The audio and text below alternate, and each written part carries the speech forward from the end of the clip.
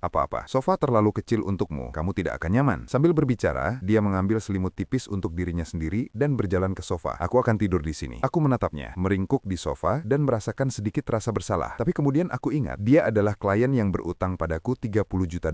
Pengalaman pelanggan haruslah prima. Jadi, aku berbaring di tempat tidur king size yang sangat nyaman, sangat lembut, sangat bagus. Tapi perubahan terbesar bukanlah situasi tempat tinggalku, itu adalah pola pikirku. Sebelumnya, ketika aku melihat Chloe, aku melihat sebuah komplikasi. Sekarang, aku tidak dapat menemukan satupun kekurangan. Lihat hidung kecilnya, mata kecilnya. Dia persis seperti diriku. Lihat temperamen kecilnya yang keras kepala, menangis sebentar, baik-baik saja di saat berikutnya. Itulah gen keluarga Haye, diwariskan dari generasi ke generasi. Aku mulai dengan canggung belajar menjadi seorang ayah. Aku belajar mencampur susu formulanya, mengganti popoknya, dan membacakan dongeng sebelum tidur. Aku seringkali berantakan. Susu formulanya terlalu panas, popoknya terbalik, dan caraku bercerita sangat buruk. Pernah suatu kali aku bercerita tentang putri salju yang memakan nenek si kecil berkerudung merah, tapi Chloe tidak pernah mengeluh. Cara pandangnya padaku juga berubah. Aku bukan lagi sekedar paman, aku adalah pusat dunianya, sumber kenyamanan dan kepercayaan. Setiap hari, hal pertama yang kulihat adalah wajah kecilnya di samping tempat tidurku. Dia akan menepuk pipiku dengan tangan kecilnya dan berkata dengan suara manisnya, "Ayah, bangun." Pada saat-saat itu, hatiku akan meleleh. Persetan dengan pensiun, persetan dengan menjadi pemalas. Aku, Ethan Hayes, akan bekerja keras untuk putri kecilku. Victoria memperhatikanku mengganti popok, dan matanya mulai mencair hari demi hari. Percakapan kami tidak lagi terbatas pada gumaman monoton. Dia mulai menanyakan pendapatku tentang susu formula mana yang harus dibeli, berbagi cerita lucu dari kantor, dan terkadang ketika aku sedang memasak, dia hanya berdiri di ambang pintu dapur mengamatiku dengan tenang. Sebuah pemahaman aneh yang tak terucapkan tumbuh di antara kami. Kami seperti pasaran sungguhan. Kehidupan yang tenang dan hangat ini menciptakan ilusi, seolah-olah kami hanyalah keluarga normal beranggotakan 3 orang. Tetapi, badai selalu mengindai di bawah permukaan yang tenang. Suatu hari, Victoria menerima telepon, dan wajahnya pucat pasi. Bajingan itu, Dylan Vance. Dia membocorkan cerita itu ke pers. Dia menutup telepon, suaranya sedikit bergemetar. Dylan Vance, pewaris kekayaan Vance, saingan terbesar Sterling Corps, dia juga salah satu pelamar Victoria yang paling obsesif, yang setelah ditolak, mengubah kasih sayangnya menjadi dendam yang pahit. Dia menyuap beberapa tabloid. Mereka menerbitkan cerita tentangmu memiliki anak di luar nikah, menjalani kehidupan yang skandal. Mereka bahkan menyertakan foto Chloe. Victoria menunjukkan ponselnya kepadaku. Judul-judul beritanya sensasional. Kekasih rahasia dan anak hasil hubungan gelap CEO Ratu S. Citra permukaan Sterling Iris hancur berantakan. Kebenaran yang mengejutkan. Wajah Chloe telah dikaburkan, tetapi siapapun bisa tahu itu kami. Lobi di tempat kerja dan jalan di luar rumah kami dipenuhi wartawan, kata Victoria sambil menggosok pelipisnya. Dewan direksi sedang gempar. Beberapa orang tua menggunakan ini sebagai alasan untuk mencoba memaksa kakekku mundur. Aku menatap wajah pucatnya dan gelombang amarah membakar dadaku. Menyerang kami adalah satu hal, tetapi menyeret anak berusia 2 tahun ke dalamnya, monster macam apa yang melakukan itu? Jangan khawatir. Aku berdiri, berjalan menghampirinya, dan untuk pertama kalinya, aku menggenggam tangannya yang dingin. Aku di sini. Victoria membeku, menatapku. Bukankah ini persis yang mereka inginkan? Mereka menginginkan pertunjukan. Jadi mari kita berikan itu. Senyum sinis terbentuk di bibirku. Senyum yang mencerminkan senyum licik Victoria. Gala peringatan 30 tahun Sterling Corps besok malam kan? Ya, katakan pada pers bahwa kau akan hadir bersama suami dan putrimu. Kilatan cahaya muncul di mata Victoria. Apa yang kau rencanakan? Dylan Vance ingin menghancurkan kita. Aku akan menunjukkan padanya bagaimana kita berkembang di bawah sorotan. Bagaimana kita menampilkan pertunjukan terbesar dalam hidup kita. Aku menggenggam tangannya, suaraku dipenuhi kepercayaan diri yang belum pernah kurasakan sebelumnya. Bersiaplah, sayang. Besok malam, suamimu akan menyelamatkan hari ini. Victoria menatapku, dan untuk pertama kalinya,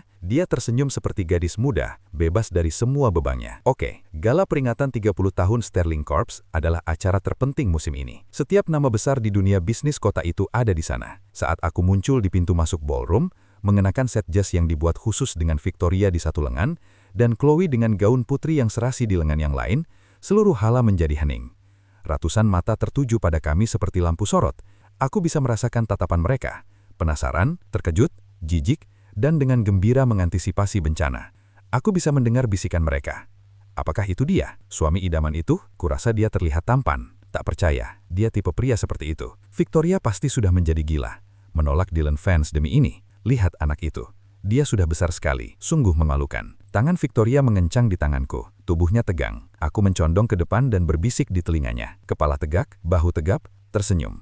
Ingat, kita di sini untuk mengacaukan pesta mereka, bukan untuk meminta maaf. Dia menarik nafas dalam, mengangguk, dan topeng Ratu S kembali terpasang. Aku menggendong Chloe dan berjalan masuk dengan kepala tegak. Keramaian orang terbelah di hadapan kami seperti laut merah. Kami adalah hewan eksotis baru di kebun binatang, dan semua orang berkumpul di sekitar kandang. Victoria, kau di sini. Seorang pria dengan rambut rapi dan seringai puas berjalan santai sambil memegang segelas champagne di tangannya. Dialah dalang dari kesengsaraan kita, Dylan Vance. Dia bahkan tidak melirikku, matanya dengan rakus mengamati Victoria. Astaga, kau terlihat agak lelah. Apakah rumor itu mempengaruhimu? Sudah kubilang untuk menjauhi pria tak bertanggung jawab ini, tapi kau tidak mau dengarkan. Dan sekarang, lihat, reputasimu hancur berantakan. Dia berpura-pura peduli dengan menjijikkan. Urusanmu bukan urusanku, Dylan, kata Victoria dengan tak acuh. Aku hanya khawatir padamu, katanya dengan nada mengejek. Tapi aku harus bertanya, Tuan Hayes, dia di sini. Bagaimana rasanya mengetahui bahwa kau tiba-tiba menjadi seorang ayah? Akhirnya dia mengalihkan perhatiannya kepadaku. Seluruh perhatian dihala kembali padaku. Mereka semua menunggu pertunjukan, menunggu suami idaman pesimpang yang menyedihkan hancur di bawah tekanan. Aku tersenyum. Aku menyerahkan Chloe kepada Victoria dan mengambil mikrofon dari nampan pelayan di sekitarnya. Tes 1-2, aku mengetuk mikrofon dan berdeham. Hadirin, teman-teman, selamat malam. Saya ingin menggunakan kesempatan ini untuk mengklarifikasi beberapa hal. Nama saya Ethan Hayes, suami legal dari Victoria Sterling. Suara saya menggema di pengeras suara, membisukan seluruh ruangan. Semua orang, termasuk Dylan Vance yang menyeringai, mendengarkan. Pertama, rumor tentang istri saya memiliki anak di luar nikah adalah omong kosong. Kami menikah 3 tahun yang lalu. Kami berdua adalah orang yang sangat tertutup, jadi kami memilih untuk tidak membuat pengumuman publik.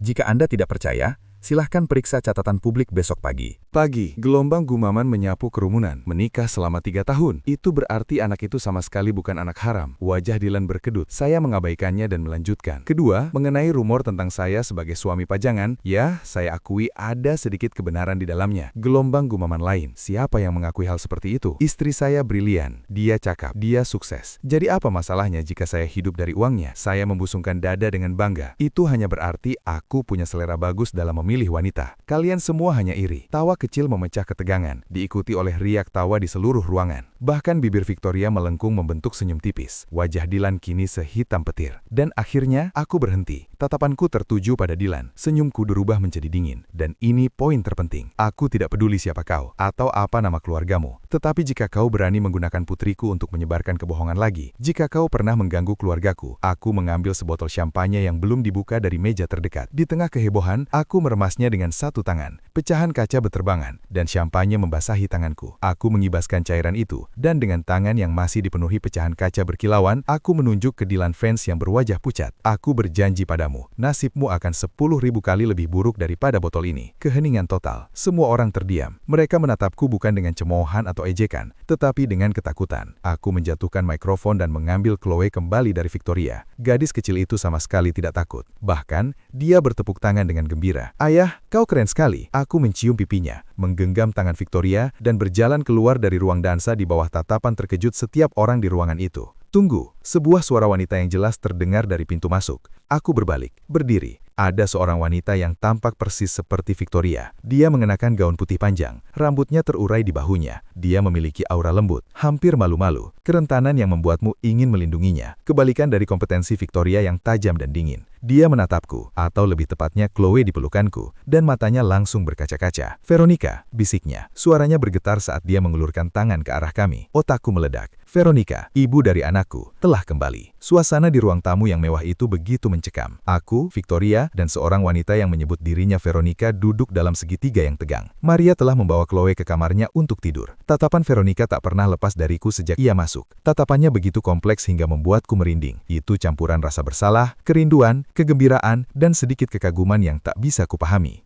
Hai, kataku, memecah keheningan, merasa sangat canggung. Hai, Veronica tergagap, pipinya memerah. Ethan, aku sangat menyesal, dan terima kasih. Terima kasih untuk apa? Terima kasih karena telah merawat Chloe dengan sangat baik. Saat ia mengatakannya, air mata mengalir di wajahnya. Pemandangan menyedihkan yang membuatku merasa tidak nyaman. Aku tidak tahan melihat wanita menangis. Aku menoleh ke Victoria untuk meminta bantuan. Wajahnya datar, menyesap segelas air, bertindak seolah drama yang terjadi tidak ada hubungannya dengannya. Klasik, melempar tanggung jawab seperti seorang profesional. Hei, jangan menangis, kataku, sambil meraba-raba untuk memberinya tisu. Semua itu sudah berlalu. Yang penting kau sehat sekarang. Aku tahu. Veronica menyeka matanya, tetapi tatapannya tetap tertuju padaku. 2 tahun terakhir ini, apakah kau baik-baik saja? Aku baik-baik saja. Cukup makan, cukup istirahat, kataku jujur. Bayangan melintas di mata Veronica. Apakah Victoria baik padamu? Oh, ya, yang terbaik. Aku mengangguk dengan antusias. Dia wanita paling menakjubkan yang pernah kutemui. Seorang ratu di ruang rapat, seorang ahli dalam, ya, aku yang memasak. Tapi bagaimanapun, dia perfect. Aku memujinya berlebihan. Uangku sebesar 30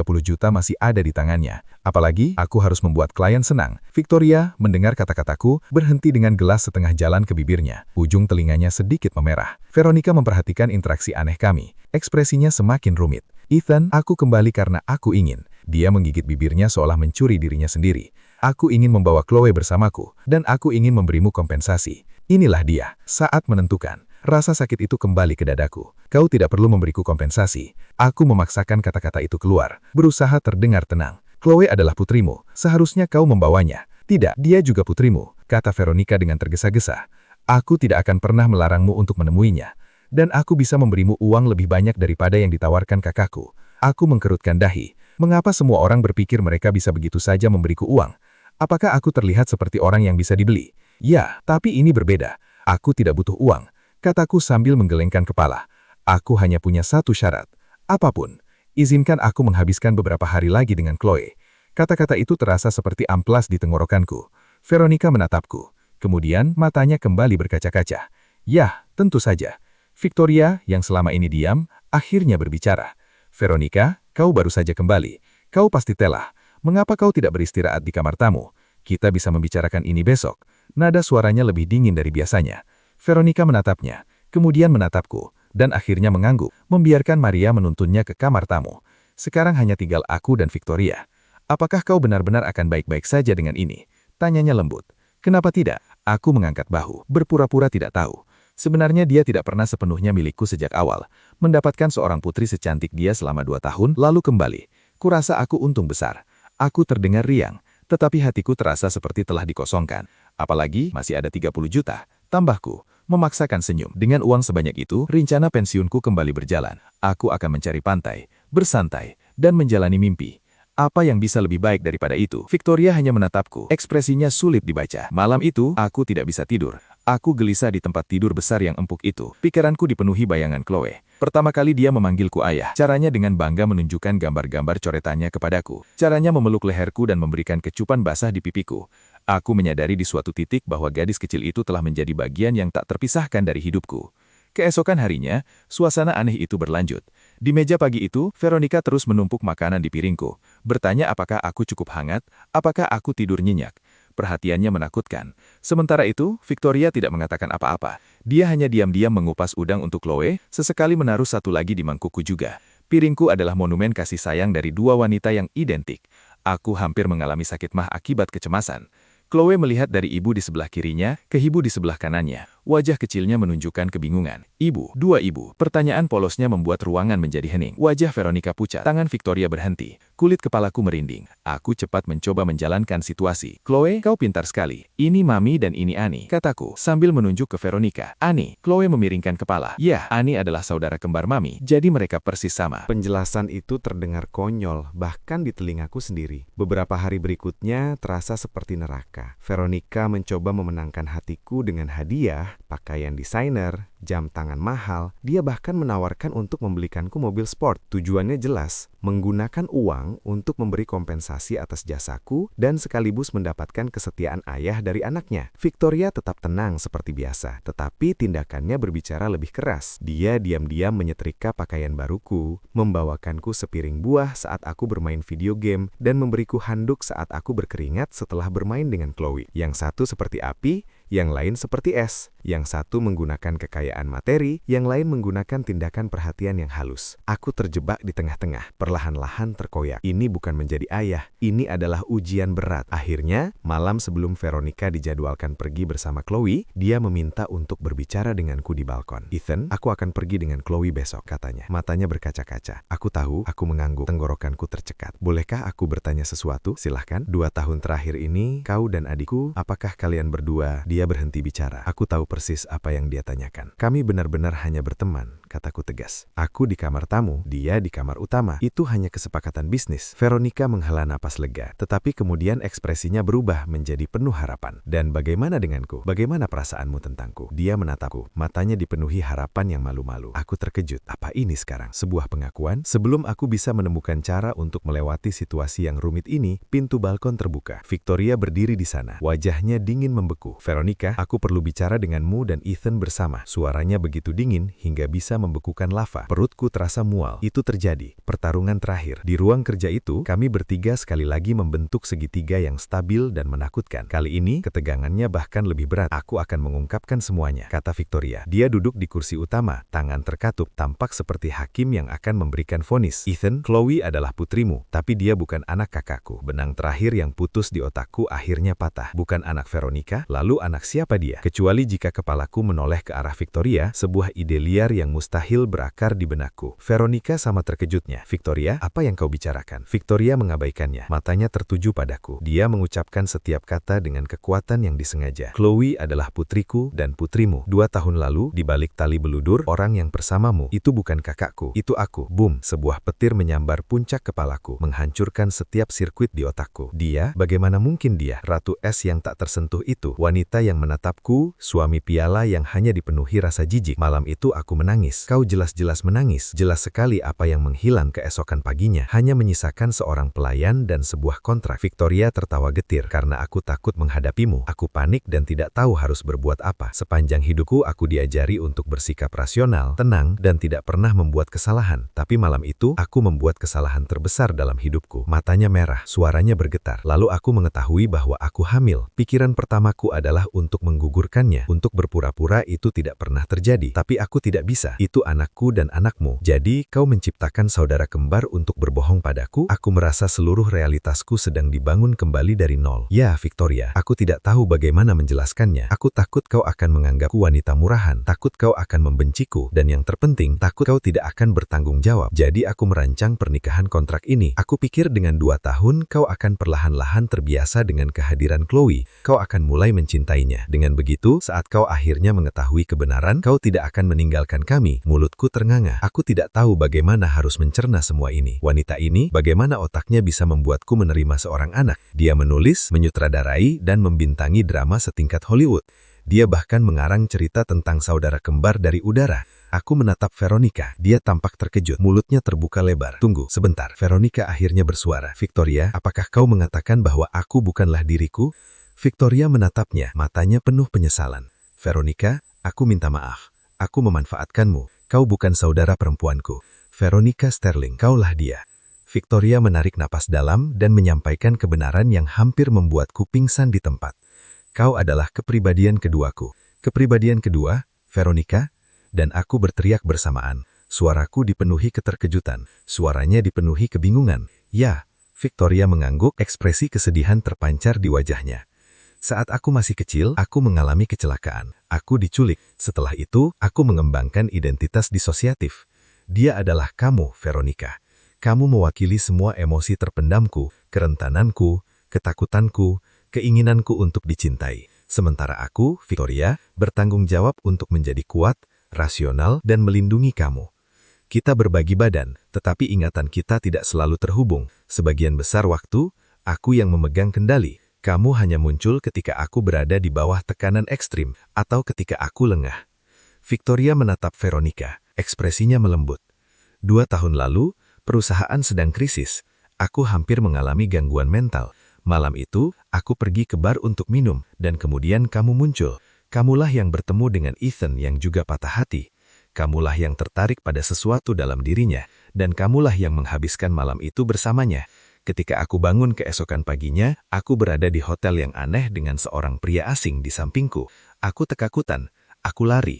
Satu-satunya ingatanku tentang malam itu adalah potongan-potongan yang terfermentasi yang kamu tinggalkan limutku. Otakku resmi mati. Ini bukan sinetron lagi. Ini adalah film thriller psikologis. Istriku tidak hanya punya saudara kembar. Saudara kembarnya itu adalah alter egonya. Dan alter egonya itu punya baby denganku. Bisakah hidupku menjadi lebih absurd lagi? Lalu siapa aku? Tanya Veronica.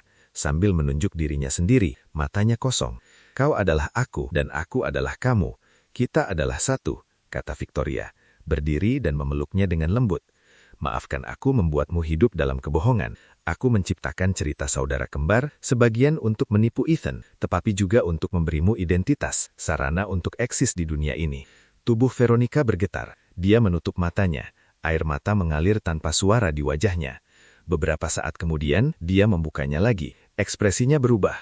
Kerentanan malu-malu yang hilang digantikan oleh rasionalitas dingin yang identik dengan Victoria. Dia atau mereka telah menyatu. Dia menatapku, senyum yang rumit di wajahnya. Halo Ethan, mari kita mulai dari awal. Namaku Victoria Sterling, istrimu yang sah dan ibu dari putrimu. Aku menatap wanita di hadapanku. Wajahnya sama, tetapi seluruh auranya telah berubah. Dia memiliki ketenangan Victoria, tetapi juga kehangatan Veronica, seperti glasier yang mulai mencair di bawah matahari. Jadi aku bisa berbicara. Selama ini, tidak ada saudara kembar, tidak ada perawatan di luar negeri. Itu semua kau, semuanya kau. Hanya sebuah cerita untuk menipuku. Ya, dia mengangguk, wajahnya penuh penyesalan. Aku minta maaf. Apa yang bisa kukatakan? Apa yang bisa kubuat? Benarkah aku merasa seperti badut? Yang dipermainkan habis-habisan, semua keterkejutan, kemarahan, kebingungan, semuanya lenyap dalam satu desahan panjang yang lelah. Aku menyerah. Aku benar-benar pasrah. Aku menatapnya. Tawa muncul di antara histeria dan geli. Victoria, kau memang luar biasa. Aku mengacungkan jempol padanya. Kau benar-benar berusaha keras untuk menjadikanku seorang ayah. Dia tersenyum malu-malu seperti anak kecil yang ketahuan mengambil kue dari toples. Jadi apakah kau masih marah padaku? Marah. Aku menggelengkan kepala. Mengapa aku harus marah? Aku mendapatkan istri yang cantik dan putri yang menggemaskan dari kesepakatan ini. Seharusnya aku berterima kasih padamu. Aku berhenti sejenak dan nada suaraku berubah. Namun biaya untuk penderitaan emosional akan naik. 30 juta tidak akan cukup. Aku mengangkat 5 jari. Kita bicara tentang setidaknya jumlah ganti rugi sebesar ini. Victoria menatapku, lalu tertawa terbahak-bahak. Itu adalah pertama kalinya aku melihatnya tertawa begitu bebas, begitu tulus. Setuju. Dia berjalan mendekatiku. Berdiri berjinjit, dia memberiku ciuman lembut dan cepat. Semuanya milikmu. Perusahaanku, uangku, aku, dan putri kita. Mulai sekarang, semuanya milikmu. Aku merasakan sentuhan lembut di bibirku. Mendengar pernyataannya yang begitu berani dan manis. Hatiku yang malas dan tidak ambisius saat itu benar-benar meleleh. Persetan dengan pensiun. Persetan dengan menjadi pemalas. Mulai hari ini, aku, Ethan Hayes, akan menjadi suami yang baik dan ayah yang baik. Tentu saja aku masih akan menjadi suami idaman. Dan aku akan menjadi suami idaman terbaik yang pernah ada di dunia. Setelah pengungkapan besar itu, suasana di rumah kami menjadi sangat damai. Victoria bukan lagi benteng es yang tak tertembus. Dia mulai tersenyum padaku, menggodaku. Terkadang ketika aku bermain video game, dia akan memelukku dari belakang, meletakkan dagunya di bahuku, dan hanya menontonku bermain. Kemampuan bermain gamenya tidak ada, tentu saja. Bahkan aku, penduduk tetap Liga Perunggu, bisa melihat itu. Tapi saya tidak keberatan. Sedangkan untuk si idiot Dylan Vance, setelah insiden botol champagne di gala, dia benar-benar mundur. Victoria kemudian memberitahu saya bahwa aksi kecil saya telah membuat keluarganya ketakutan. Mereka meluncurkan penyelidikan penuh terhadap latar belakang saya, dan tidak menemukan apapun. Seorang anak dari keluarga kelas menengah dengan catatan bersih seperti lembaran yang baru saja dihapus. Itu membuat mereka semakin takut. Dari sudut pandang mereka, agar seseorang yang secara terbuka menantang keluarga Vance dan memiliki keahlian unik seperti itu, dia pasti memiliki pendukung yang sangat kuat yang bersembunyi di balik bayangan. Jadi, tidak hanya keluarga Vance menarik semua pemberitaan negatif, tetapi ayah Dylan secara pribadi menyeretnya ke rumah kami untuk menyampaikan permintaan maaf resmi. Itu sangat memuaskan. Itu mengajari saya bahwa terkadang untuk menghadapi para penggulih, Anda hanya perlu lebih tidak masuk akal daripada mereka. Dengan krisis yang telah diatasi, misi saya selesai. Menurut kontrak baru kami, saya tidak hanya mendapatkan 30 juta, tetapi juga tambahan 50 juta sebagai kompensasi atas penderitaan emosional yang telah dijanjikan Victoria. Dalam semalam, saya menjadi seorang pria dengan 80 juta dolar atas nama saya. Saya akhirnya bisa pensiun di aku bisa tidur dengan gaya apapun yang kuinginkan. Aku bisa berbaring, duduk, atau melakukan handstand di atas tumpukan uang tunai seumur hidupku. Tapi, aku tidak bahagia. Setiap pagi, Chloe masih merangkak ke tempat tidur kami dan menepuk wajahku untuk membangunkanku. Setiap malam, Victoria masih membawakan segelas susu hangat dan menyuruhku tidur lebih awal. Kami hidup seperti keluarga sungguhan. Kami makan bersama, berjalan-jalan, menonton TV. Tidak ada yang menyebutkan perceraian. Tidak ada yang menyebutkan uang. Sampai suatu hari, aku menatap deretan angka nol yang panjang di rekening bankku dan rasa panik menyelimutiku. Aku menarik Victoria ke ruang kerja. Jadi apakah kita masih akan bercerai? Tanyaku ragu-ragu. Victoria sedang membaca sebuah dokumen. Dia mendongak, senyum main-main di bibirnya. Apa 80 juta tidak cukup? Tidak, itu lebih dari cukup, kataku sambil melambaikan tangan. Aku hanya bertanya, tanya, apakah kamu ingin bercerai? Tanyanya. Aku terdiam. Apakah aku menginginkannya? Aku tidak tahu. Separuh otakku membayangkan sebuah pantai di Hawaii, matahari menyinari wajahku. Separuh lainnya membayangkan wajah Chloe yang tersenyum di mata Victoria yang semakin hangat setiap harinya. Aku akan memberimu dua pilihan, kata Victoria sambil meletakkan kertas-kertasnya dan berjalan mendekatiku. Hei, ambil saja uangmu $80 juta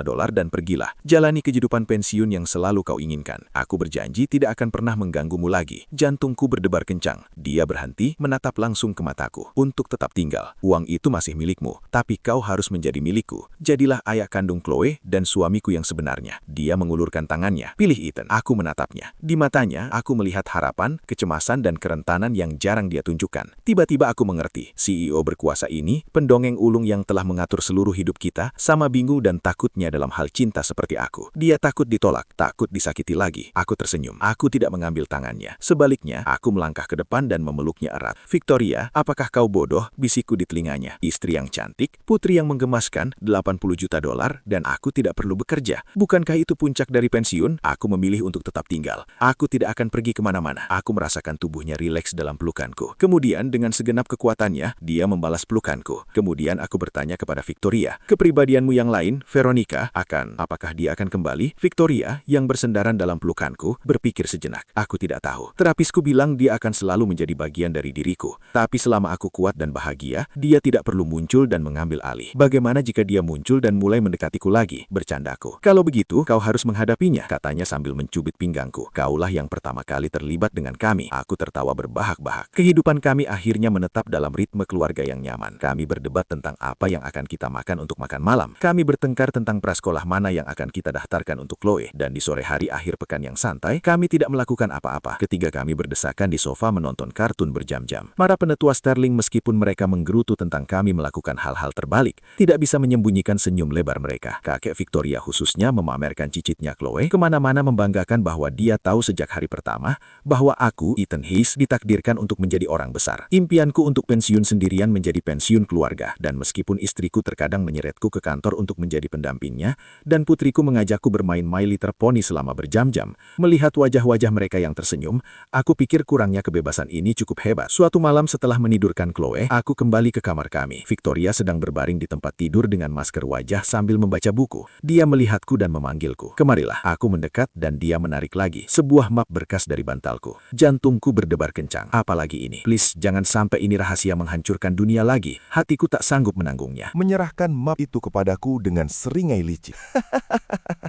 Lihat sendiri, aku menerimanya dengan curiga. Perjanjian transfer aset pranikah. Aku membukanya dengan jelas menggunakan istilah hukum. Di dalamnya tertulis bahwa Victoria Sterling dengan sukarela dan tanpa syarat mentransfer 30% sahamnya di Sterling Corp kepada suami sahnya, Ethan Hayes. Tanganku gemetar hebat hingga perjanjian itu hampir jatuh ke lantai. 30% saham Sterling Corp, berapa nilainya? 80 juta mungkin hanya angka bulat dibandingkan dengan ini. Apa yang kau lakukan? Aku tergagap, berusaha memberi kesan aman. Victoria melepas masker wajahnya, memperlihatkan kulitnya yang sempurna. Aku takut kau akan gelisah dan mencoba melarikan diri lagi. Jadi aku menggunakan seluruh kekayaan keluargaku untuk mengikatmu padaku. Dia mendekat, napasnya hangat di telingaku. Tuan Hayes, sekarang kau tak akan pernah bisa meninggalkanku. Aku menatap perjanjian di tanganku, lalu menatap wanita yang tersenyum seperti rubah licik di hadapanku. Apalagi yang bisa kukatakan? Aku mengangkatnya dan melemparkannya ke tempat tidur. Victoria, kau memaksaku untuk menjadi ambisius. Bagus. Lagi pula aku lelah menjadi satu-satunya yang mengatur segalanya. Cahaya bulan menerobos masuk melalui jendela dengan lembut. Kehidupan santaiku tampaknya telah resmi berakhir,